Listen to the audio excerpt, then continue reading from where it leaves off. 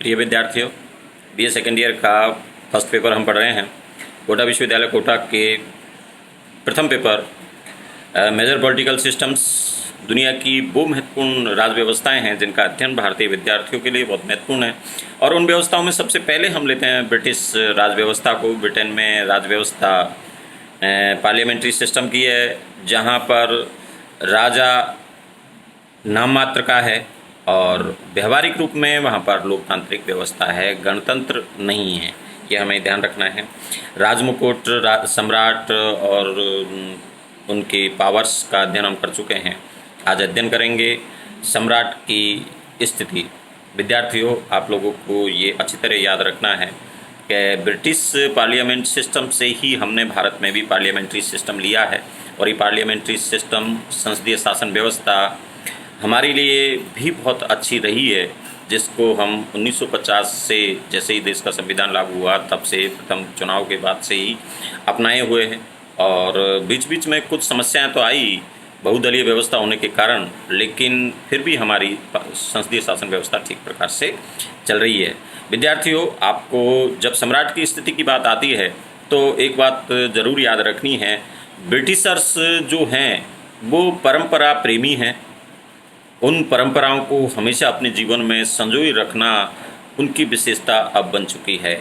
सम्राट निरंकुशता का प्रतीक है और इतिहास में ऐसा रहा भी है। जब सम्राट निरंकुश होते थे, परंपरागत रूप से वो शासन करते थे, लेकिन वर्तमान समय में वहाँ पर लगभग 6वीं-7वीं शताब्दी से लोकतांत्रिक संस्थाओं का विकास हुआ।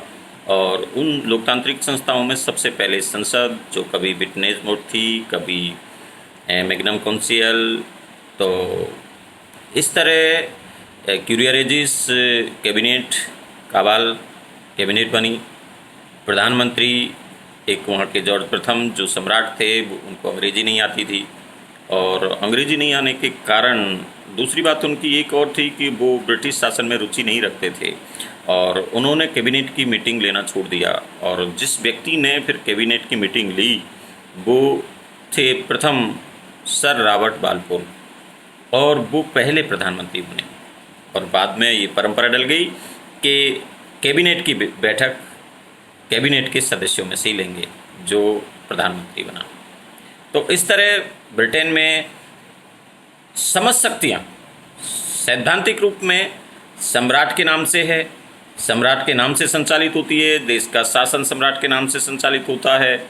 और कोई भी विधेयक हो, जब तक सम्राट उस पर साइन नहीं कर देते हैं तब तक वह कानून नहीं बन पाता है। तो कानूनों का स्रोत भी सम्राट को माना गया है। लेकिन जब हम वास्तविकता की बात करते हैं तो सम्राट स्वयं कार्य नहीं करता है। सम्राट को परामर्श देने के लिए एक मंत्रिमंडल होता है, जिसके हेड प्रधानमंत्री होते हैं।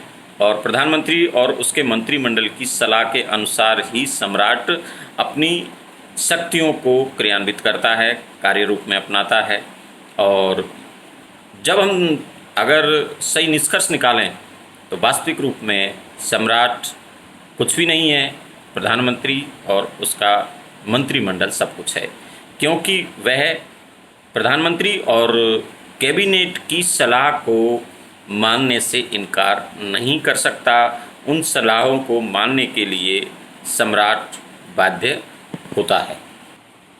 ब्रिटिश सम्राट के लिए विद्वान फाइनर कहते हैं कि यह विशालकाय, गगनचुंबी, वैभवपूर्ण अट्टालिका है, जिसके अंदर राजनीतिक शक्ति का एक शून्य स्थान है।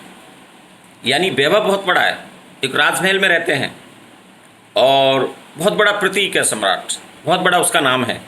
लेकिन जब वास्तविकता में देखें तो वो शक्ति के रूप में एक शून्य, राजनीतिक शक्ति उसकी शून्य है, क्योंकि वह प्रधानमंत्री और उसके कैबिनेट की सलाह से ही कार्य कर सकता है। विद्यार्थियों, हमें याद रखना है, ट्यूडर काल तक सम्राट की शक्ति और प्रभाव लगातार बना रहा। और ट्यूडर काल तक राजा सभी शक्तियों का प्रयोग करता था और बहुत पावरफुल था। उसके बाद एलिजाबेथ प्रथम के समय भी सम्राट का पद शक्तिशाली था, लेकिन धीरे धीरे संसद समर्थक और राजा समर्थकों के बीच संघर्ष की स्थिति उत्पन्न हो गई और इस संघर्ष के बाद सन 1649 में सम्राट पद को समाप्त कर दिया गया और गणतंत्र स्थापित हो गया।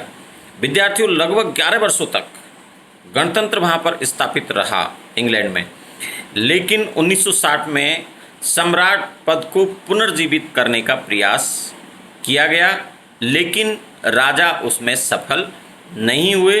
राजा की शक्तियाँ कम होती चली गई और संसद की शक्तियाँ व्यापक बढ़ हो गई।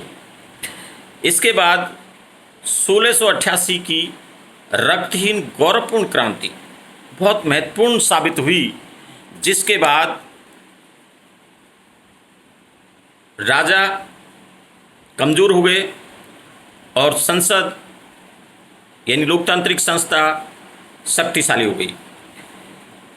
वो एक ऐसा समय था जब रक्त की एक बूंद बहाए बगैर ब्रिटिश शासन व्यवस्था में परिवर्तन हो गया, राजा कमज़ोर हो गए।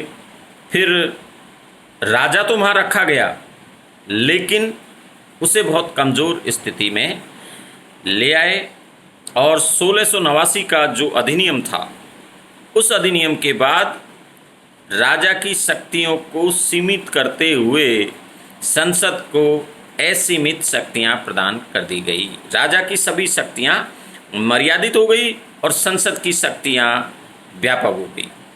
आपको यह ध्यान रखना है, हैनोवर वंश के प्रथम दो राजा जॉर्ज प्रथम और जॉर्ज द्वितीय अंग्रेजी कम जानते थे, साथ ही ब्रिटिश राजनीति में उनकी रुचि नहीं थी, जिससे प्रधानमंत्री पद का न केवल विकास हुआ बल्कि प्रधानमंत्री पद शक्तिशाली भी हो गया।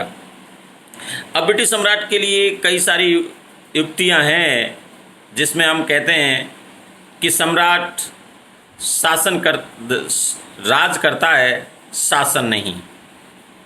इसी तरह सम्राट कोई गलती नहीं कर सकता। पहली बात तो हमारी थी कि सम्राट राज करते हैं, शासन नहीं।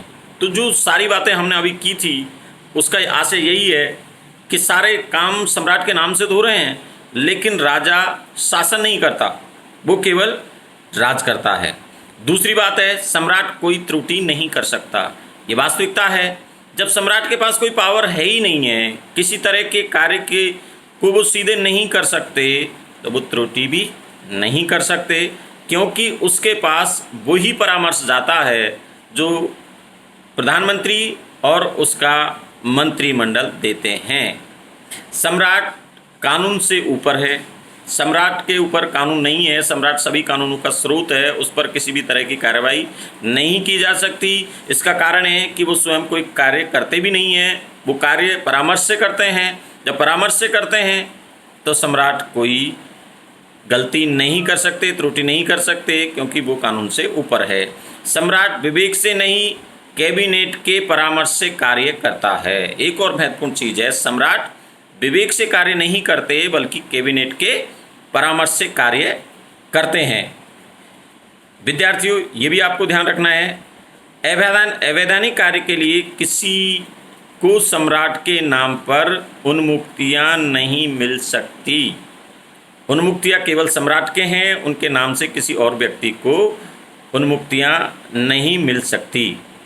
जब ब्रिटिश राज व्यवस्था में सम्राट की हम बात करते हैं, तो सम्राट की स्थिति और प्रभाव के लिए कुछ आधार हैं, जो यदि उन आधारों को सम्राट पद पर जो व्यक्ति बैठा है वो उनका सही उपयोग करता है, तो थोड़ा राजा शक्तिशाली बन सकता है। उनमें सबसे पहले है नंबर 1 पर सम्राट के प्रभाव के आधार व्यक्तित्व, नंबर 2 अनुभव, नंबर 3 राजनीतिक निष्पक्षता, राजा निष्पक्ष रहे, किसी भी राजनीतिक दल के प्रभाव में ना आए।